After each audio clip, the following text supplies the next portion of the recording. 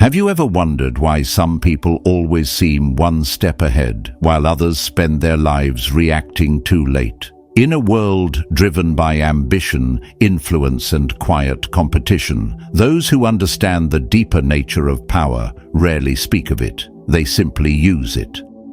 Over 500 years ago, Niccolò Machiavelli wrote a book not to impress, but to reveal. What he uncovered wasn't theory, it was survival. Beneath the surface of manners and morals lies a set of truths about how people move, lead, and win. And though the world has changed, those truths have not. In this video, we explore 8 timeless principles drawn from Machiavelli's wisdom, reframed through the lens of Stoic clarity. They are not about deception, they are about discernment. If you're ready to see power not as something distant, but as something already shaping your life, stay with me. This might change how you move through the world. 1. Adapt or decay. The man who craves lasting success must learn one thing above all else: to move with the rhythm of change. Like a seasoned sailor who cannot command the wind but can adjust his sails, you must be willing to shift your approach when the world no longer responds to your old efforts. This is not about giving up, it's about choosing wisdom over pride. In Stoic thought, stability isn't found in clinging to fixed plans. It is found in remaining anchored in virtue, even as the current shifts beneath your feet. Seneca once said, "Fate leads the willing, but drags the unwilling." The Stoic is not dragged by change, he walks alongside it. He does not resist the seasons, he becomes attuned to them. Success in life is not about having one flawless strategy. It's about recognizing when the environment no longer serves that strategy and having the inner strength to let it go. To adapt is not to betray your vision, it's to honor it. Only the fool confuses stubbornness with perseverance. The wise man knows when to continue, when to pause, and when to evolve. Take the story of Nintendo. Before it became one of the world's most iconic video game companies, it began as a small business producing handmade playing cards in Kyoto. For nearly a century, that was its path. But as times changed, so did Nintendo. It experimented with taxis, with instant rice, with toys. None of them lasted. But in that process of trial, error, and reflection, it discovered what aligned with its nature. Eventually, it found its rhythm in digital entertainment. And because it was willing to adapt without losing its commitment to innovation and play, it not only survived, it shaped the world. Stoicism teaches us that life is a mixture of what we can control and what we cannot. Our strategies, our routines, our plans, they belong to the outer world. But our ability to examine, respond, and adjust with calm, this belongs to us.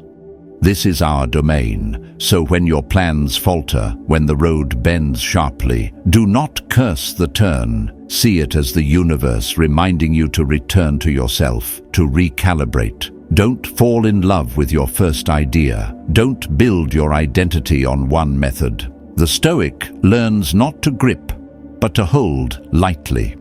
You must have the courage to abandon even a beloved strategy if it no longer serves your growth. Keep your mind sharp and your hands open. If your path to mastery requires a new technique, take it. If your dream needs a new form, reshape it. The essence remains, but the expression must evolve. The Stoics remind us that the obstacle becomes the path, but sometimes the obstacle is not a block to overcome, but a sign to change direction. There's a hidden strength in agility, in silence, in observation, in willingness to say, "This no longer works, what else can I do?" Marcus Aurelius faced war, plague, and betrayal. Yet he remained unshaken, not because the events around him were stable, but because he was. So ask yourself, Are you forcing your way through a plan that has outlived its usefulness? Are you defending a method out of pride or loyalty to your past self? Or are you willing to live by reason, examining, adjusting, and aligning with what the present moment calls for? The Stoic warrior doesn't only prepare for battle, he also prepares to shift formation when the terrain demands it. That is not weakness. That is mastery. Have a plan, but also prepare for it to fall apart. And when it does, rebuild, not with despair, but with clarity. Remember, it's not your attachment to one path that defines you. It's your unshakable commitment to move forward, even if that means walking a new road. Adaptation is not surrender. It is strategic courage. And those who practice it not only survive, they shape their fate with their own hands. Because the real enemy of success is not failure. It's rigidity. And that brings us to the next principle. In a world driven by influence, control, and dominance, we must ask, is it better to be feared or to be respected? 2. Respect over approval. Machiavelli once wrote, "It is better to be feared than loved, if you cannot be both." On the surface, this may sound harsh, even cold, but look deeper and you'll find something the Stoics would understand. That in matters of leadership, friendship, and influence, affection alone is not enough. A person who is merely liked inspires comfort, but a person who is respected inspires action. The Stoic does not seek to be adored.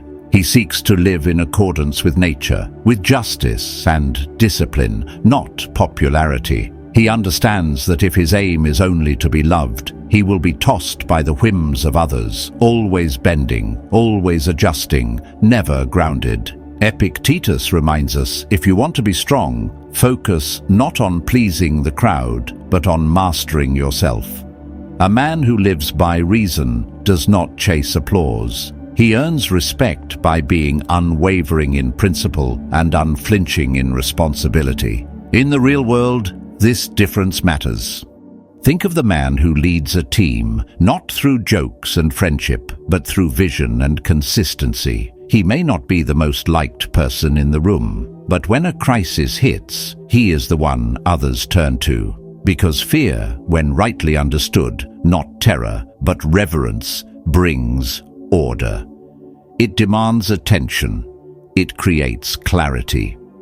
Look at Steve Jobs. He wasn't known for being gentle or agreeable. Many who worked with him described the experience as intense, even brutal at times. But what did that intensity produce? Innovation that reshaped the world.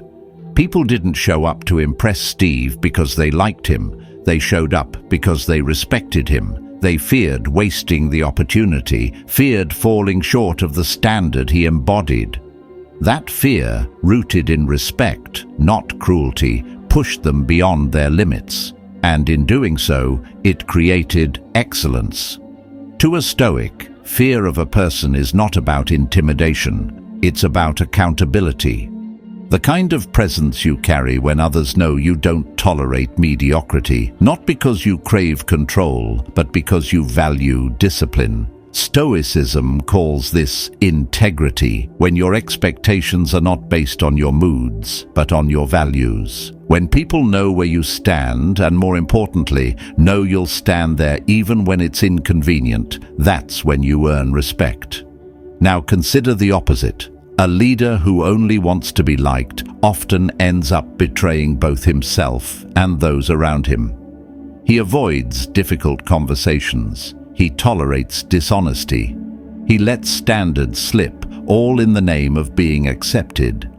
But in the long run, those around him don't admire him more. They trust him less. Because the one who's afraid to lead with firmness will never command true loyalty. And the one who pleases everyone often loses himself. The Stoics teach us that we must choose substance over surface.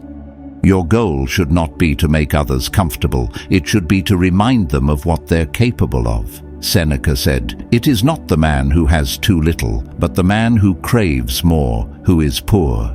If you crave the approval of others, you will always be their servant. But if you live by virtue and clarity, their respect follows, whether or not they smile at you. And here's the paradox. When you stop chasing affection and start living with self-command, people begin to follow you. Not because you entertain them, but because you challenge them to become something better. That's the kind of influence that outlasts applause. It's the kind of leadership that remains, even in silence. So ask yourself, do you want to be remembered as someone who was liked for making others feel good, or respected for making them stronger? Respect does not require cruelty, but it does require courage. It means choosing clarity over charm, boundaries over approval, principles over popularity.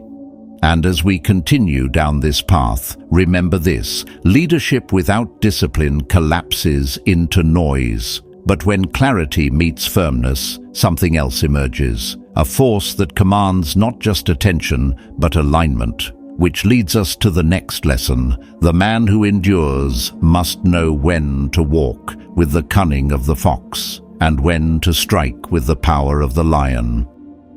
3. Think like a fox, strike like a lion. Machiavelli once wrote that a ruler must learn to be both a fox and a lion. The fox to recognize the snares laid in his path, and the lion to drive off the wolves who circle him. This is not poetic metaphor. It is a reflection of what life demands from those who wish to lead, build, and endure. And the Stoics would nod in agreement, not because they believed in manipulation, but because they believed in strength guided by clarity.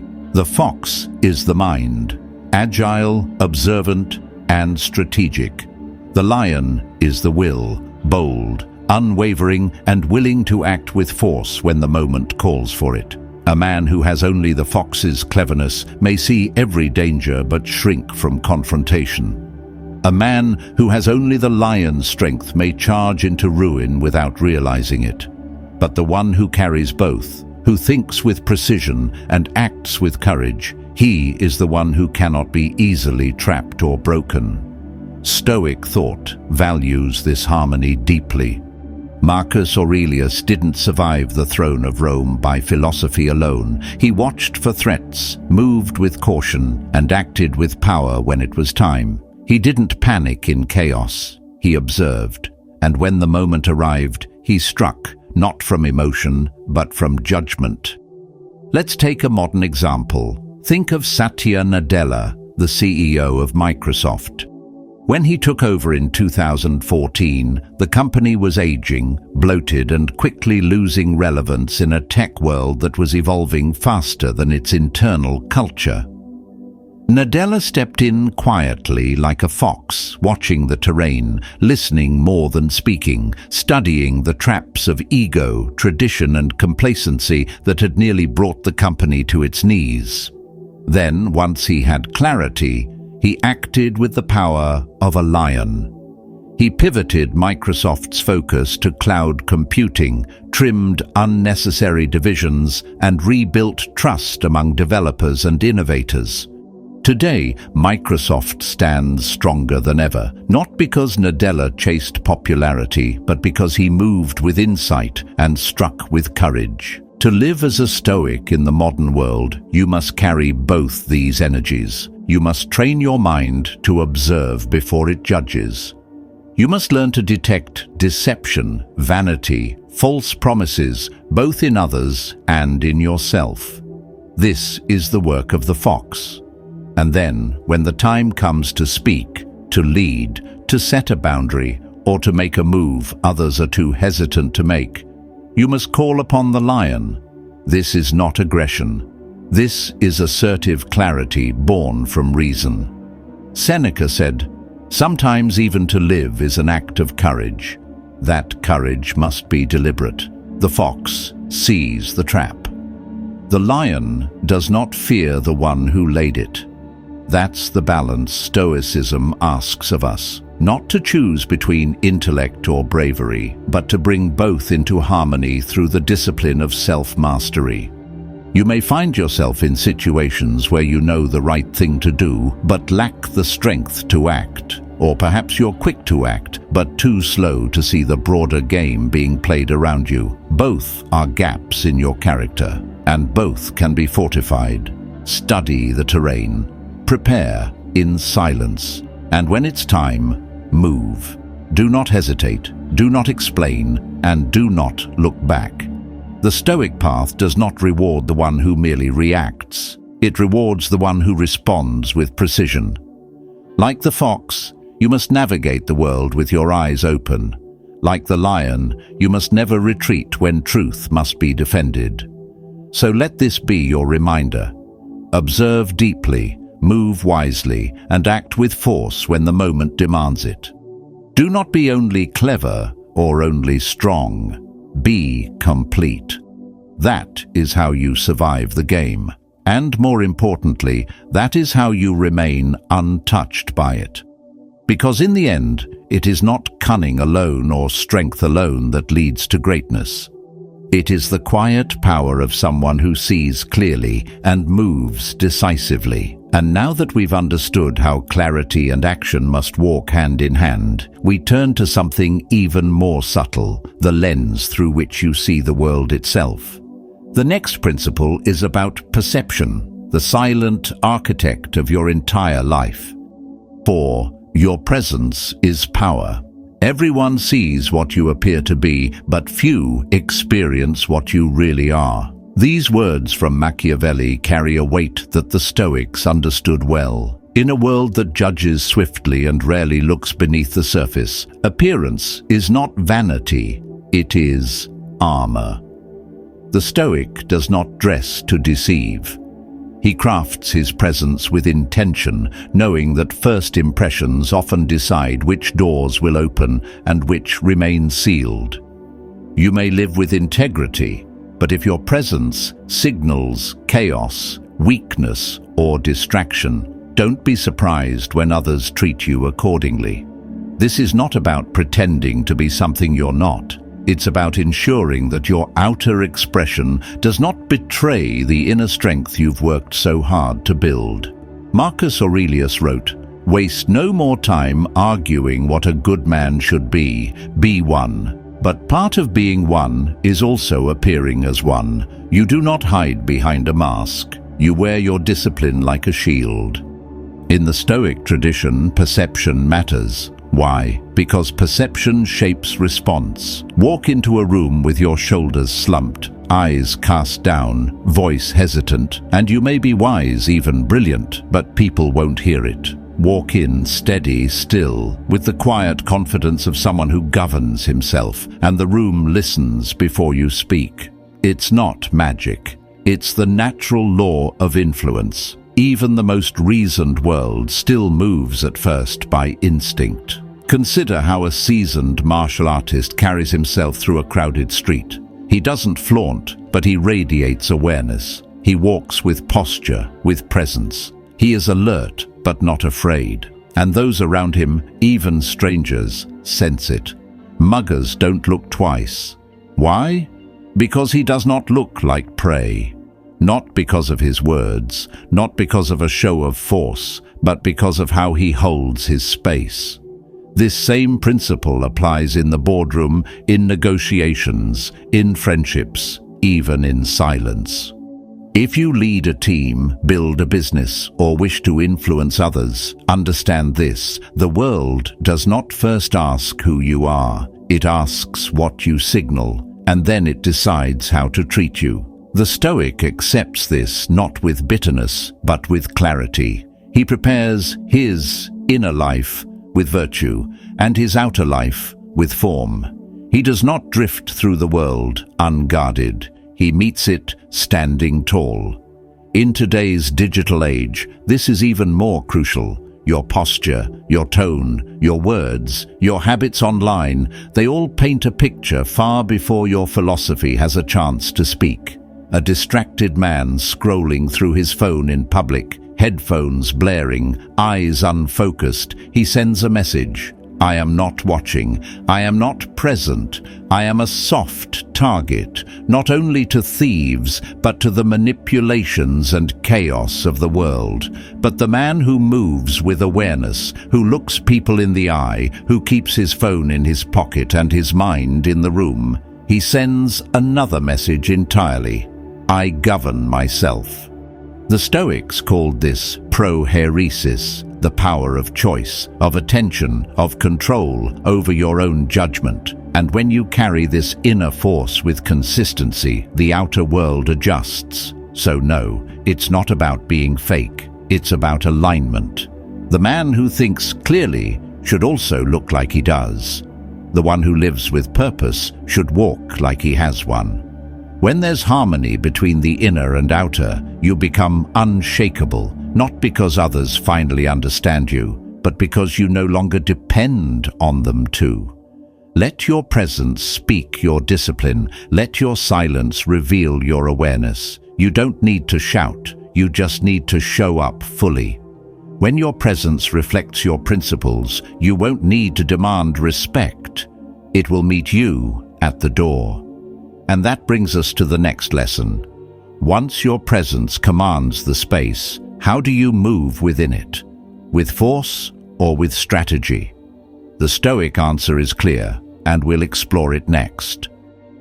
5. Outthink, don't outshout. Never attempt to win by force what can be won by deception. At first glance, this may sound unworthy of a Stoic, but look closer and you'll find it aligns perfectly with the Stoic principle of right action guided by reason. Machiavelli was not promoting deceit. He was pointing to the power of foresight, of choosing precision over chaos, and intelligent positioning over brute conflict. The Stoic does not rush into battle at every provocation. He pauses, reflects, and asks, is this the most effective path? Am I choosing the fight because it's necessary or because it flatters my pride? As Epictetus reminds us, the greater the difficulty, the more glory in surmounting it. But that glory must be earned through wisdom, not recklessness. Winning with unnecessary cost is not victory, it's misjudgment. Force is tempting, it's loud, it makes us feel powerful.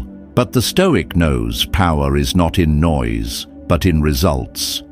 The man who can move without being seen, speak without being heard, and act without resistance, he is the one who holds true advantage. He achieves more because he wastes nothing. Take Toyota, for example. In the 1960s and 70s, American car manufacturers dominated the US market with large, fuel-hungry vehicles. Competing head-on would have been a mistake, but Toyota, instead of forcing their way into the same battlefield, saw something others didn't: a gap, a quiet need, a segment of people looking for smaller, more fuel-efficient cars. They entered not with fanfare, but with foresight. And over time, they grew from a niche player into the largest automaker in the world. They didn't overpower the giants. They outmaneuvered them.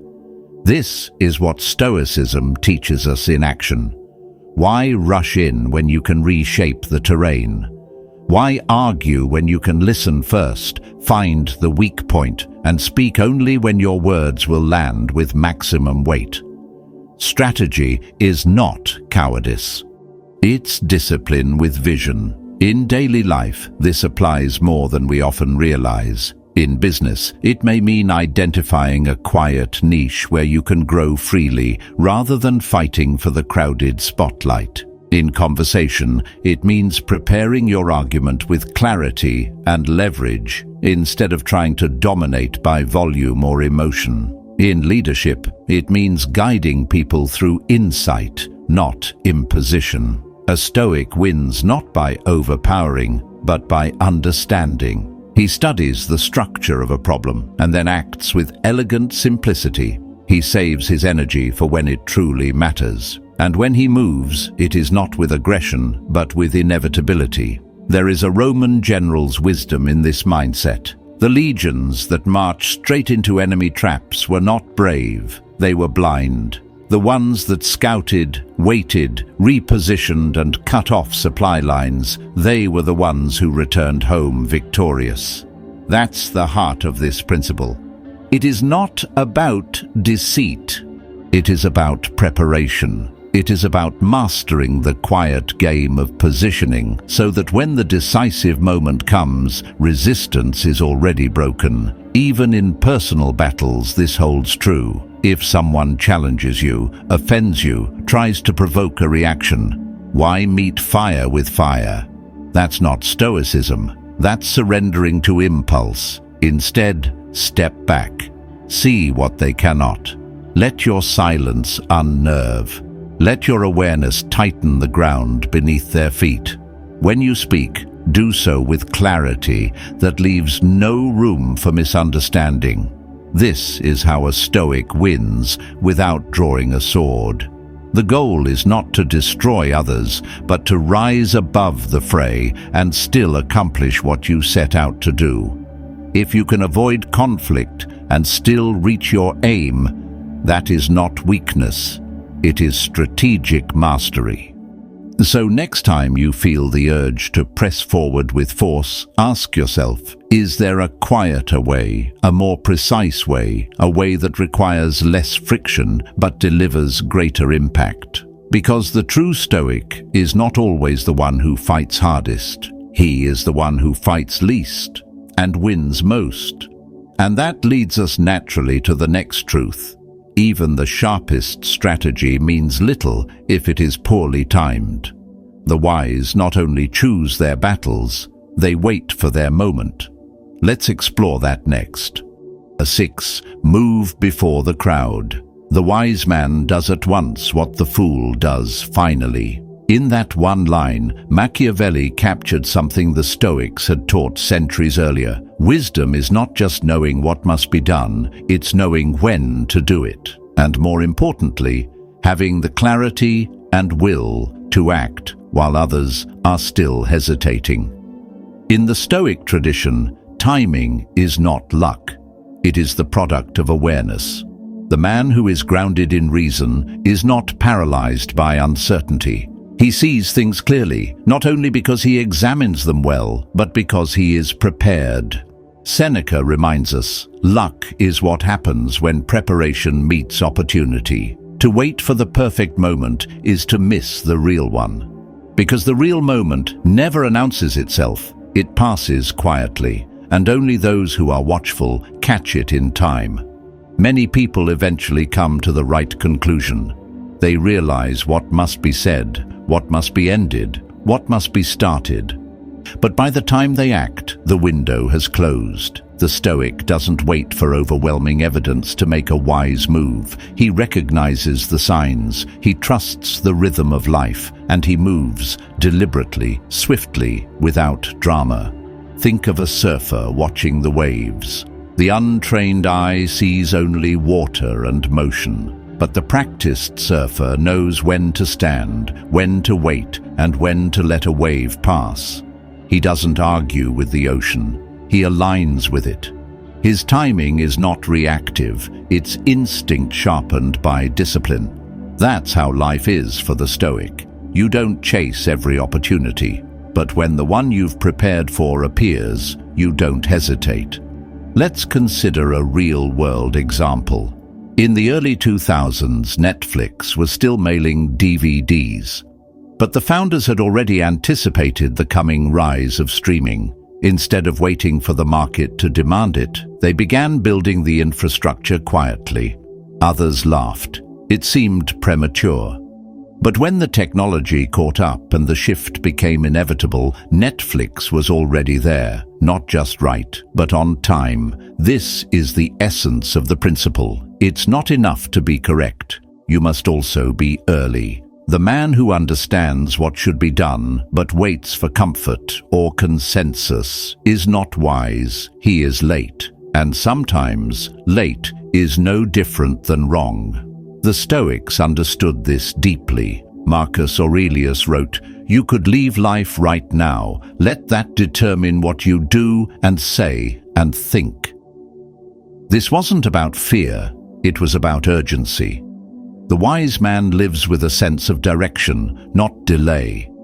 When he sees the door open, he doesn't pause to gather applause or approval, he walks through. In your own life, this might mean ending a project that no longer serves you, even if others haven't seen its decline yet. It might mean stepping into a new challenge before you feel ready, because you sense that waiting longer won't make you any more prepared, just more fearful.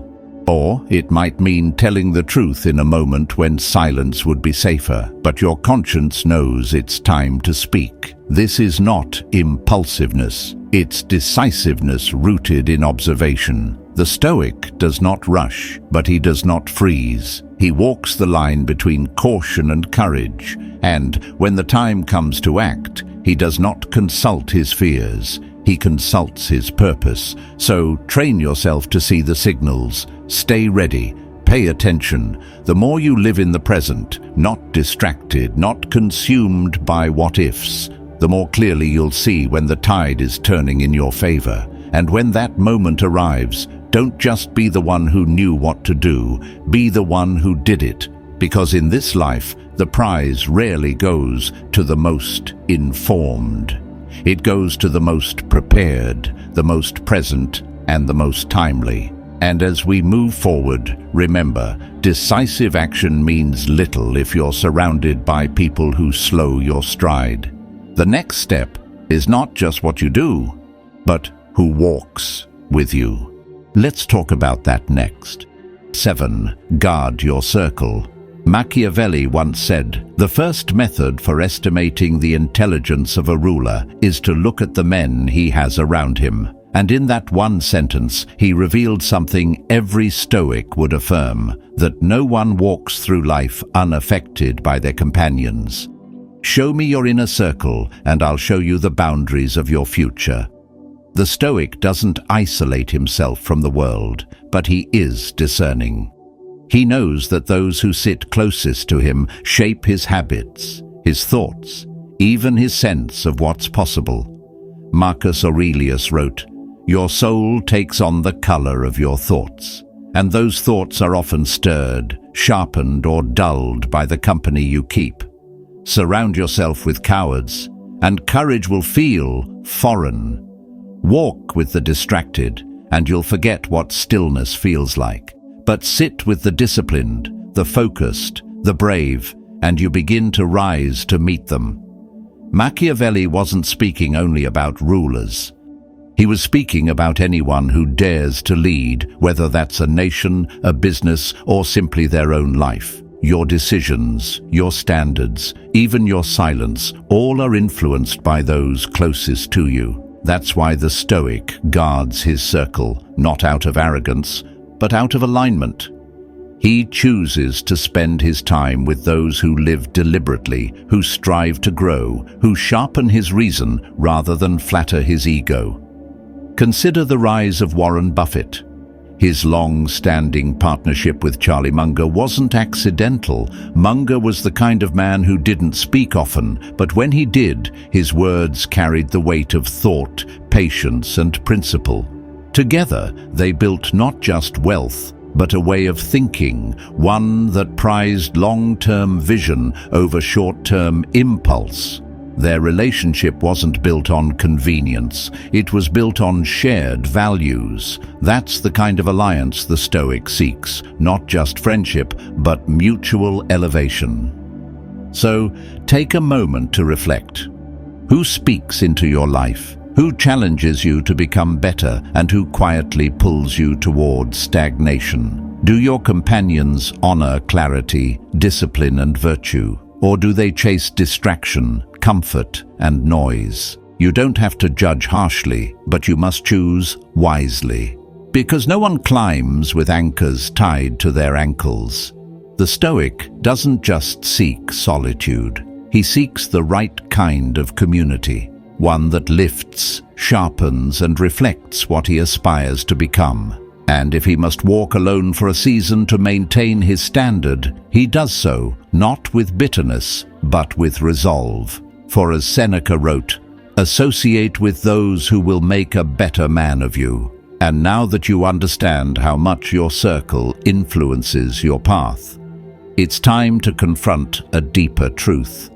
Even with the best company, your journey still hinges on a single force, your ability to decide. Let's explore the art of decision-making next. 8. Disrupt with purpose. I'm not interested in preserving the status quo. I want to overthrow it. These words, often seen as rebellious, are in fact a Stoic call to courage. Not the kind of chaos born from recklessness, but the deliberate challenge of questioning what no longer serves reason, growth, or justice.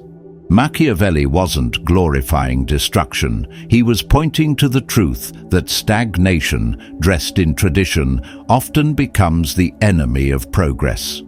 The Stoic doesn't rebel for rebellion's sake. He studies the structure of things and asks, is this aligned with nature, with purpose, with truth? If not, then it must change, no matter how long it stood. Marcus Aurelius led Rome not by maintaining every custom, but by adjusting them to the needs of his time. The goal is not blind disruption, but courageous transformation. Maintaining the current state of things may seem safe, but it often masks decay. The Stoic understands that comfort can become a prison. Sometimes what we fear most, taking a bold step, challenging a broken system, walking a different path, is far less dangerous than remaining still while the world moves on without us. Look at the story of Reed Hastings, co-founder of Netflix. In the early 2000s, Netflix had built a successful DVD by mail business. It was stable, profitable, respected, but Hastings knew the tide was changing. The future belonged to streaming. Rather than clinging to the old model, he made a decision that many at the time saw as foolish: to phase out DVDs and build a streaming platform. That move wasn't comfortable. It was criticized, even mocked. But Hastings wasn't trying to protect a past success. He was focused on building the future. Today, Netflix is a global force, not because it stayed the same, but because it had the courage to let go. This is the essence of Stoic adaptability, to recognize when something, be it a method, a habit, or even a belief, has outlived its usefulness, and to release it without hesitation. As Seneca taught, he who is brave is free. And sometimes the bravest act is walking away from what once worked, in pursuit of what is now needed. We are not here to guard the ruins of old victories. We are here to build something greater, and that requires sharp judgment, strategic risk, and the willingness to act before others dare to. The Stoic isn't afraid of the unknown. He is afraid of wasting potential by clinging to what feels safe. So ask yourself, what in your life have you been protecting out of habit, not wisdom? What systems, routines, or roles have you outgrown but still carry because they feel familiar? If you were honest, what would you dismantle today to build something stronger tomorrow? Let this be your invitation, not to destroy aimlessly, but to disrupt with clarity. Overthrow what no longer serves you. Reinvent what no longer reflects your values. The world doesn't reward the one who guards the gate. It rewards the one who has the courage to build a new path. And as you begin to make those changes, to step into unfamiliar terrain, one question will always return. How do you decide, truly decide, what to do next? That's where we go next, into the art of strategic, stoic decision-making. Now that you've seen how timeless power really works, the real question is this: which of these principles speaks to your next move in life? Let it guide your decisions this week. If one insight from this video lit a spark in you, let that be your reason to stay with us. Subscribe if you want more tools to sharpen your thinking and strengthen your path. And in the comments, type your pick with just 2 or 3 words, your principle of power. Remember, mastery is not found in knowing everything at once, but in applying one truth with unwavering clarity. Thank you for being here. The next video will take these ideas even deeper into the heart of strategic stillness. Until then, walk with purpose, think with discipline, and lead with quiet strength.